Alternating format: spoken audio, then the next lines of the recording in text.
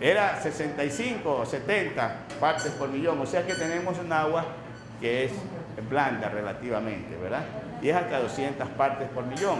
El agua que se hizo, que se determinó la dureza, que era del lago, podía ser más de 200 partes por millón. Ya, magnesio, hierro más manganeso, oxígeno, ya, todas estas son los límites máximos. Y son normas recomendadas, no quiere decir que son normas establecidas ya, sino que se recomiendan esos rangos. A ver, aquí hay componentes extraños tolerados. Ya.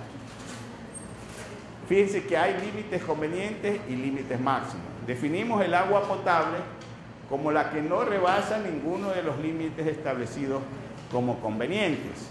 Pero hay un agua que puede rebasar alguno de los límites, ya, pero que no rebasa ninguno de los límites establecidos como máximo. Y esa agua se la llama agua sanitariamente tolerable.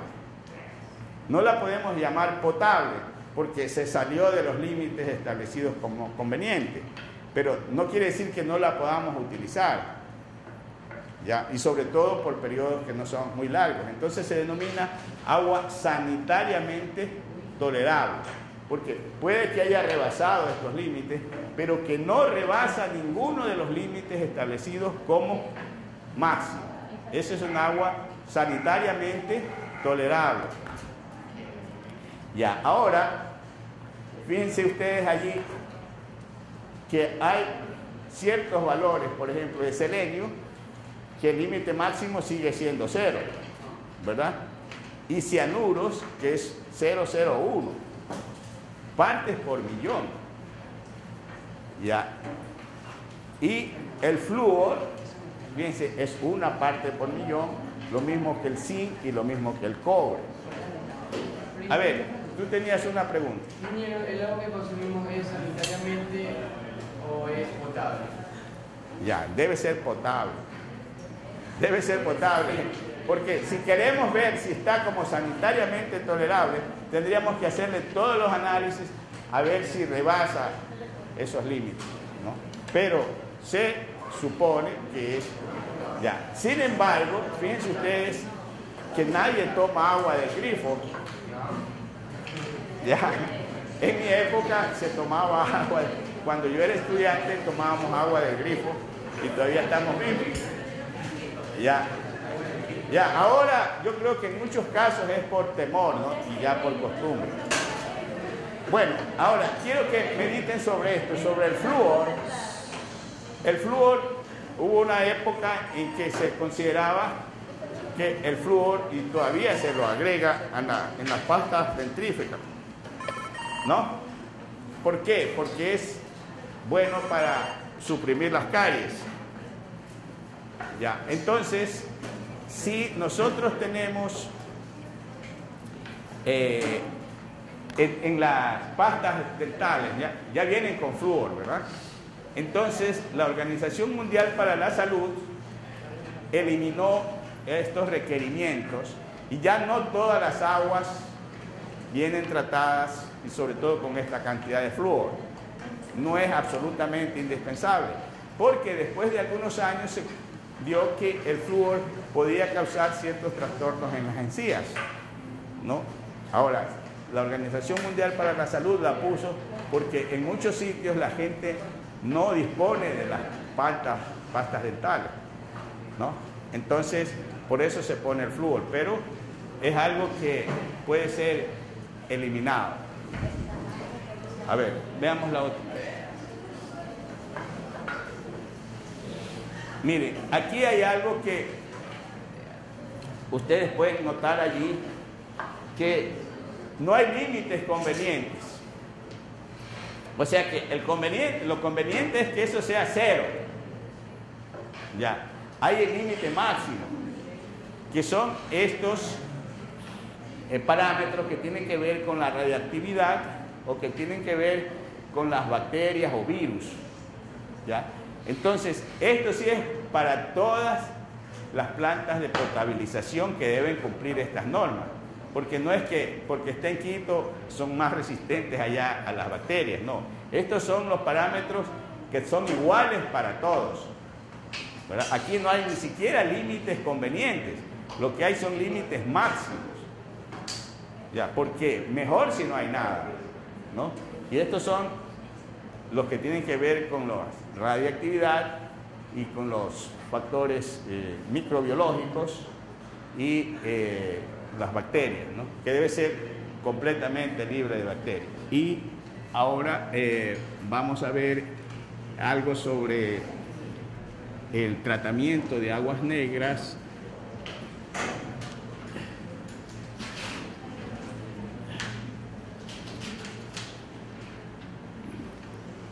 O también que se llaman residuales. No, es el agua de desperdicio. ¿Cómo se trata esto? Es importante. Y luego vamos a ver lo que es el DBO, el DQO, ¿no? Esta DBO es la demanda bioquímica de oxígeno y el DQO es la demanda química de oxígeno. Ya, y posteriormente veremos ya algo de introducción a la química orgánica.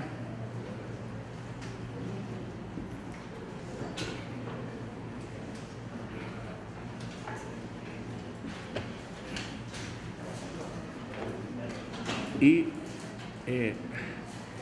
vamos a ver si alcanzamos a ver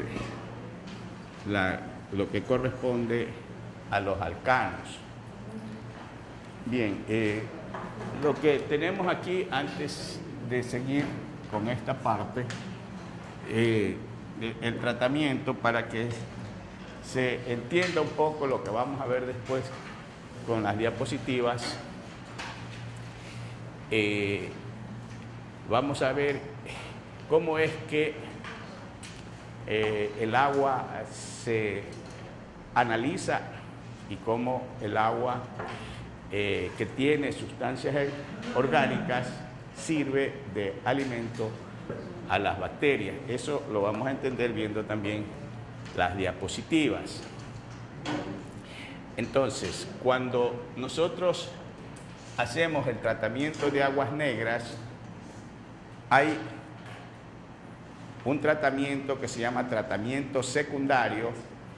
Entonces, ¿cómo es eso? Que nosotros queremos matar las bacterias y utilizamos bacterias también para matar el agua, para purificar el agua. Entonces, ¿a qué se debe eso? La demanda bioquímica de oxígeno es la cantidad de oxígeno que se necesita para que sobrevivan los microorganismos en el agua. O sea, si nosotros queremos tener microorganismos en el agua, tenemos que darle alimento. Y ese alimento es la materia orgánica. Entonces, las bacterias se alimentan de materia orgánica y se reproducen. De tal manera que hay algunos casos en que nosotros vamos a ver, por ejemplo, si utilizamos carbohidratos, ya que lo podemos representar por esta fórmula simplificada, ¿no? Suponiendo que esto fuera un carbohidrato como la glucosa, aquí sería 6, 12 y 6, ¿verdad? Sería la glucosa. Pero aquí en este caso, como son distintos carbohidratos, entonces este X tiene distintos valores, no solamente 6, lo mismo Y y lo mismo Z, por eso lo representamos de esta manera. Entonces, cuando tenemos que los carbohidratos sirven de alimento a las bacterias, se produce una transformación de estos carbohidratos mediante una reacción que es exotérmica. Y lógicamente aquí se va a producir CO2, agua y calor. Es una reacción exotérmica. Ahora, en el caso de que nosotros tengamos no solamente carbohidratos, sino que tengamos también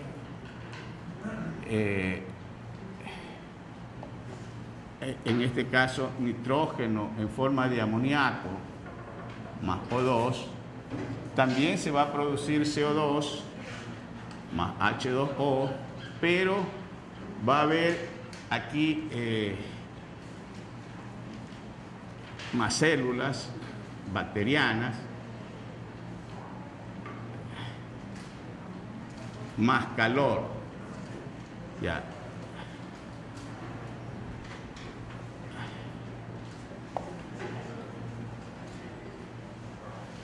Ya. Ahora, estas células bacterianas pueden a su vez reaccionar o combustionarse mediante una reacción con el oxígeno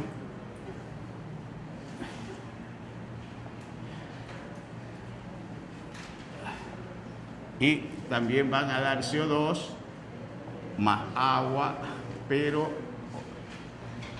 van a dar en este caso NH3 más calor.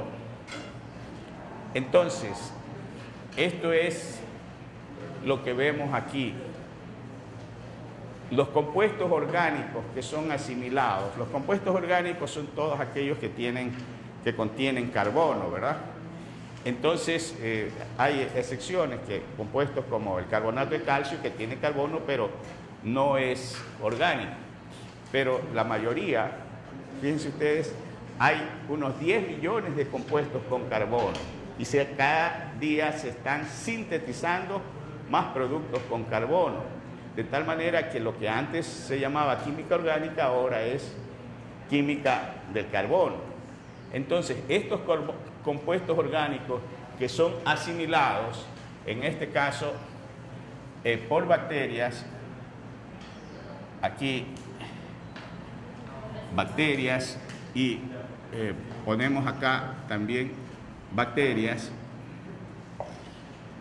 ya, entonces forman una síntesis para dar protoplasma, es decir, para dar más bacterias. Por eso se reproducen muy rápidamente las bacterias. Así como se reproducen en el organismo, por eso las infecciones bacterianas, si no se las controla a tiempo, pueden ser mortales, ¿verdad? Porque las bacterias se reproducen logarítmicamente. Entonces, si nosotros tenemos los compuestos orgánicos que son asimilados por las bacterias, mediante síntesis se forman nuevas bacterias y mediante la respiración ya de las bacterias se producen productos de oxidación. Esos productos de oxidación que se forman dependen del elemento que exista en el agua. Por ejemplo, si hay nitrógeno orgánico, ya, más O2, con las bacterias va a dar NH3, NO3 negativo, este ion. Ya, si hay, por ejemplo, fósforo orgánico, más O2, más las bacterias, va a dar PO4, o sea, el ion fosfato, 3 negativo.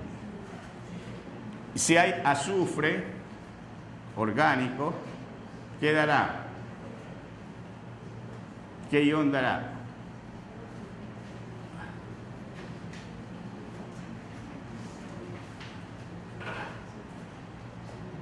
Dará el ion sulfato. Ya. En estas reacciones que decimos que son exotérmicas, se produce energía. Esa energía, digamos, sirve para la síntesis y sirve también para el proceso de respiración. O sea que es un ciclo, por eso se representa así en esta forma circular.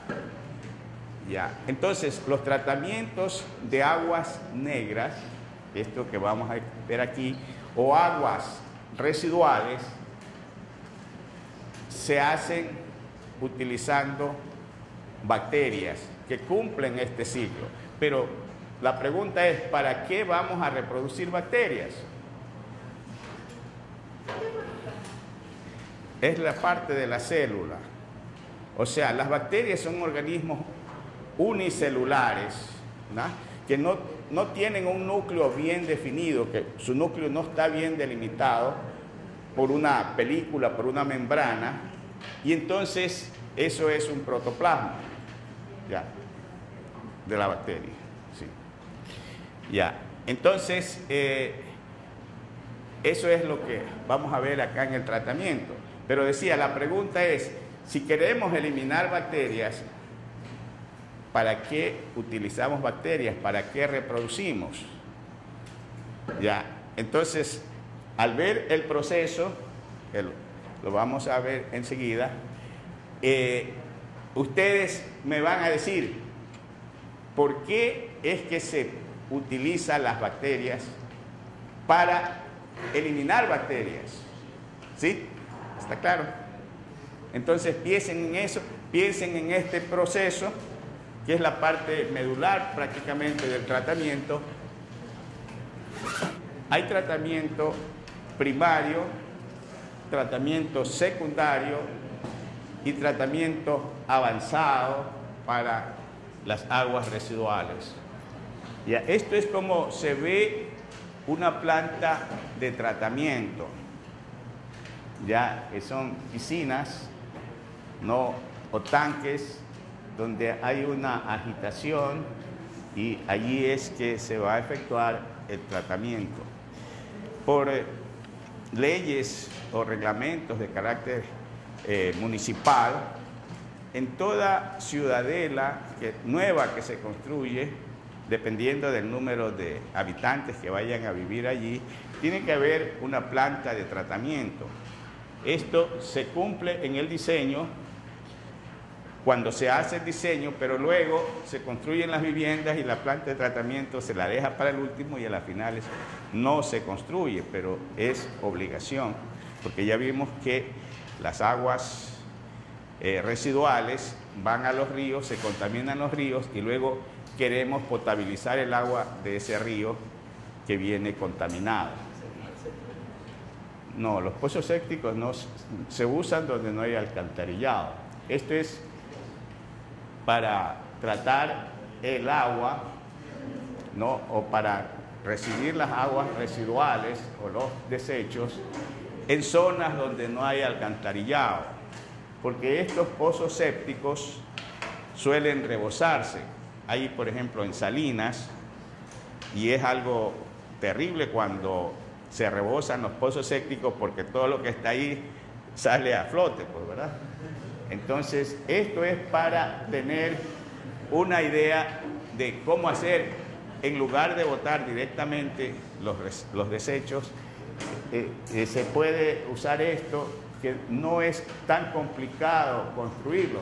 Aquí se ve, digamos, una cocina y acá un tanque con un aljibe que llaman también, ¿no? Donde se recepta esto primero y luego se lo pone en el suelo, en el terreno, pero se eliminan los microorganismos por medio de filtración en el propio suelo. A ver, veámoslo ahora. Ya, este es el tratamiento primario. O sea, el pozo séptico no debería utilizarse. Eso es caso de una emergencia en sitios, digamos, apartados donde no hay, en fincas, donde no hay alcantarillado, ¿no? Ni servicio de distribución de agua potable tampoco. Ya, entonces, las aguas negras crudas. ¿Qué quiere decir aguas negras crudas? Agua que no ha sido tratada, ya, vienen a una criba, una especie de filtro, ya, y luego van a un tanque de sedimentación. En ese tanque de sedimentación, los lodos se van al fondo y luego se lo pone en un digestor de lodos. Y todo este lodo después se lo seca y puede servir como abono. Ya, o sea que esto de aquí, que tiene materia orgánica, que tiene nitrógeno, puede servir como abono. Pero bueno, veamos después del tanque de sedimentación. A ver, este es el tratamiento primario. Sería, aquí están los dos juntos. Pero el tratamiento primario es hasta aquí y de aquí pasaría acá con cloro, ¿verdad? Entonces, en este tratamiento primario, después del tanque de sedimentación, el agua que queda flotando, ¿no? Sobrenadando los lodos, pasa acá al tanque con cloro. No tiene este paso donde se ponen las bacterias y se pone aire también. O sea, ustedes ven que hay bomba de aire. Entonces, el tratamiento primario es solamente de aquí pasa a la cloración, donde se matan las bacterias. En el tratamiento secundario, aquí se pone lodo activado. ¿Qué es un lodo activado? Ustedes recuerdan carbón activado. El carbón activado es diferente del lodo activado. El carbón activado sirve para hacer poroso el carbón para que acepte los gases. Acá no. El lodo activado es un lodo que tiene muchas bacterias, está con una alta concentración de bacterias. Entonces, ¿qué hacen las bacterias? Se alimentan de la sustancia orgánica. Lo que se quiere con este tratamiento es que la materia orgánica no vaya al río. ¿Por qué? Porque allí va a ser alimento de bacterias y ahí no las podemos controlar. Cuando ya están en el río, son alimentos de bacterias. Y entonces, preferible, aquí se las capta todas, con toda esa materia orgánica, se la da de alimento a las bacterias y una vez que las bacterias están gorditas, se les pone cloro y se las mata. Sí, más o menos esa es la idea, ¿no? Alimentar las bacterias para luego matarlas. ¿Las bacterias nos sirven para qué entonces? Esa era la pregunta que les hice anteriormente. Las bacterias sirven para eliminar las sustancias orgánicas. Lo que no se quiere es que la sustancia orgánica vaya al río y que sirva de alimento a las bacterias, porque ahí se reproducen y no las podemos controlar. No podemos echarle cloro a todo el río, ¿verdad? Entonces, lo que se hace aquí es alimentar con la materia orgánica a las bacterias y luego se las mata, porque luego se les echa cloro. ¿Ya? Entonces, ahí controlamos que el agua que ya va a ser drenada en el río, ya no vaya con sustancias orgánicas ni con bacterias. ¿Sí está claro el proceso? Claro, pero por eso se está dando aire allí. ¿Sí ven la bomba de aire ahí? El aire sirve para matar las bacterias que no viven con oxígeno. O sea, las anaeróbicas. Hay bacterias aeróbicas que requieren oxígeno y anaeróbicas que no requieren oxígeno y que más bien se mueren con el oxígeno. Entonces aquí, al darle aire, se mata las bacterias orgánicas y sirve, de acuerdo a las reacciones que pusimos anteriormente, sirven para que se reproduzcan las bacterias y coman la sustancia orgánica. ¿Sí? Y luego se las mata. ¿Está bien? ¿Se entendió esta parte? Y todas estas reacciones que ocurren aquí son las que hemos puesto anteriormente. O sea que el proceso no es entendible si no vemos las reacciones que hemos visto anteriormente.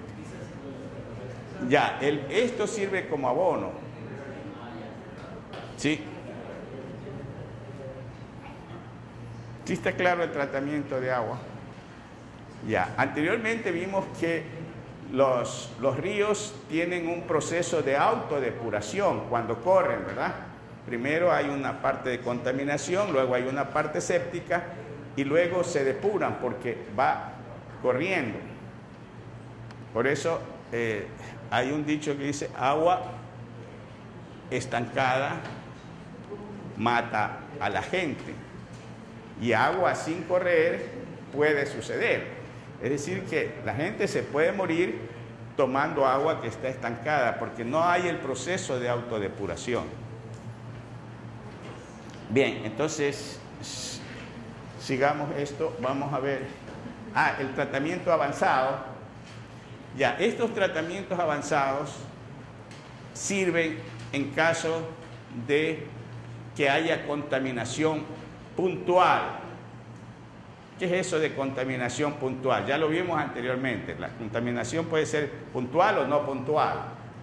¿Qué dijimos que era la puntual?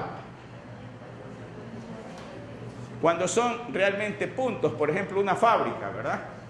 No puntual es cuando es en forma general. La fumigación que se hace con avionetas, por ejemplo, o las grandes ciudadelas que hay sin agua, digamos, sin plantas de depuración y peor sin agua entubada, ¿no? Agua potable, no hay servicios allí de alcantarillado. Entonces, eso produce contaminación que es no puntual y es difícil combatirla. En cambio, lo puntual es fácil porque son, digamos, puntos. Una fábrica, se cierra la fábrica y termina la contaminación. Pero las fábricas, lógicamente, no quieren cerrarse, pues. Entonces, son tratamientos específicos. Si hay una fábrica de baterías que tiene plomo en las aguas, ¿no? Porque se trabaja con plomo, entonces se hacen procesos específicos para el plomo. Si hay una fábrica de detergentes o sitios donde se usa mucho detergentes, ¿no?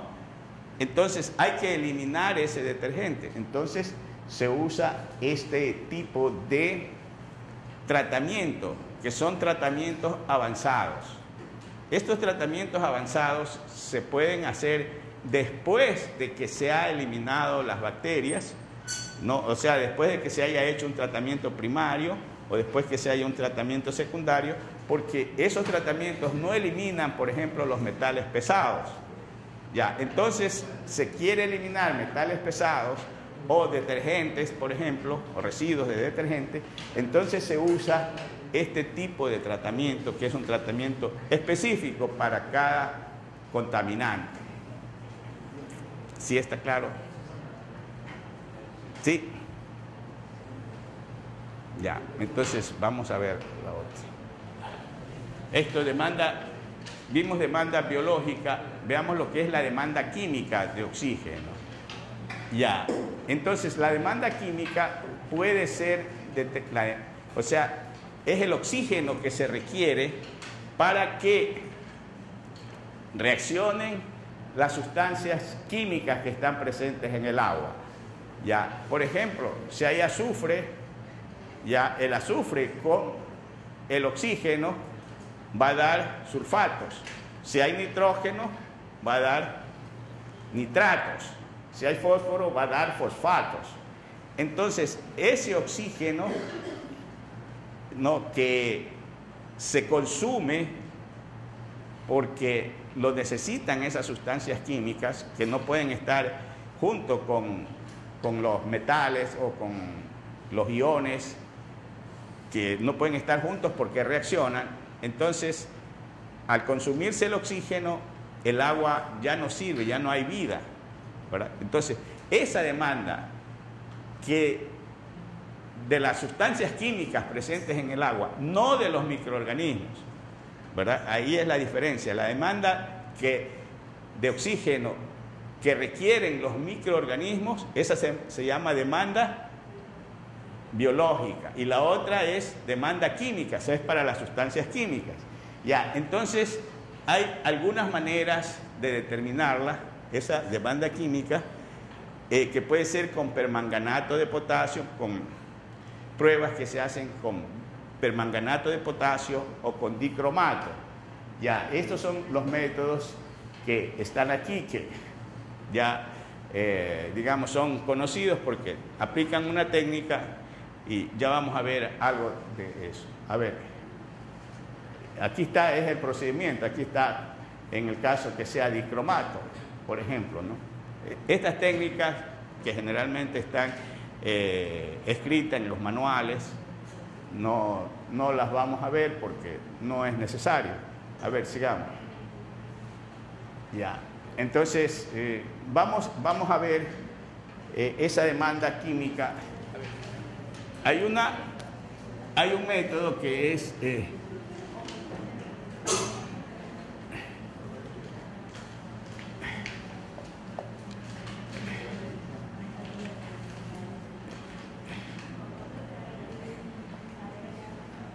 método al rojo, es decir que se pone, por ejemplo, una muestra en un crisol y se lo pone en una estufa a 110 grados centígrados, entonces el agua se evapora, ¿sí? Pero lo que queda aquí va a quedar ya sin agua, queda la materia seca.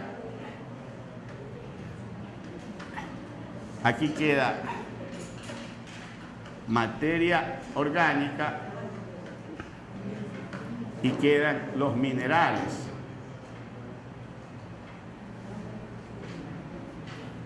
Queda aquí las materias orgánicas más minerales. Pero luego se lo pone en un horno, ya no a 110 grados centígrados, esto es en una estufa, puede ser 500 grados centígrados. Entonces toda la materia orgánica desaparece y solamente quedan los minerales. Entonces, al quedar solamente los minerales, restamos del peso que había anteriormente, restamos los minerales y vemos cuánto hay de materia orgánica, ¿verdad? Porque ya en el otro paso, ya digamos 600 grados centígrados, ya, y entonces aquí ¿qué va a quedar? Solamente quedan minerales. Ya, entonces la diferencia entre los dos, ¿cuál va a ser? Materia orgánica, ¿verdad? La diferencia en el peso va a ser materia orgánica. Este es un método para ver cuánto hay de materia orgánica. Ya, ahora, esta DBO, hay una prueba que se llama DBO5, es decir, que se mantiene durante 5 días. Ya, ¿y cómo es esto? Nosotros tenemos, por ejemplo, un vaso, ya, donde tenemos 100 mililitros, por ejemplo, 100 mililitros de agua. se la satura con oxígeno. Ya. ¿Qué quiere decir que se la satura con oxígeno? Se le introduce oxígeno, ¿ya? Y luego se analiza, a ver, ¿cuánto hay de oxígeno? Entonces, lo que vamos a obtener son miligramos por litro, la demanda biológica de oxígeno, que va a ser igual a D1, vamos a suponer D2, sobre la fracción de muestra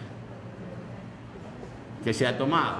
O sea, si son 100 mililitros, será 0,1 litro, por ejemplo, ¿verdad? Entonces, yo tengo esta muestra de 100 mililitros y medimos la cantidad de agua. Entonces, D1 igual contenido de oxígeno, contenido de O2, después de oxigenar la muestra.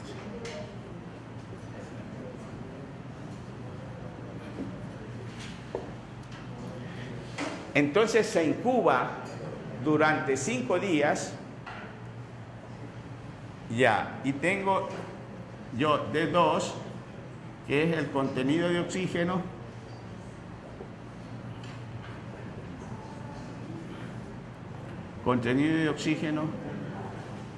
después de la incubación.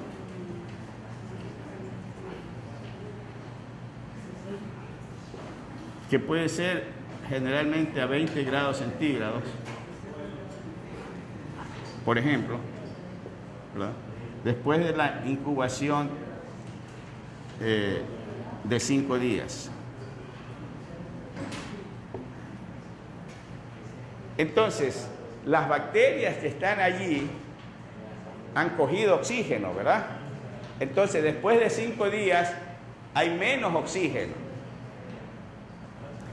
Vamos a suponer que yo tenía, cuando se saturó la muestra, yo tenía 10 partes por millón o 12 partes por millón, vamos a suponer.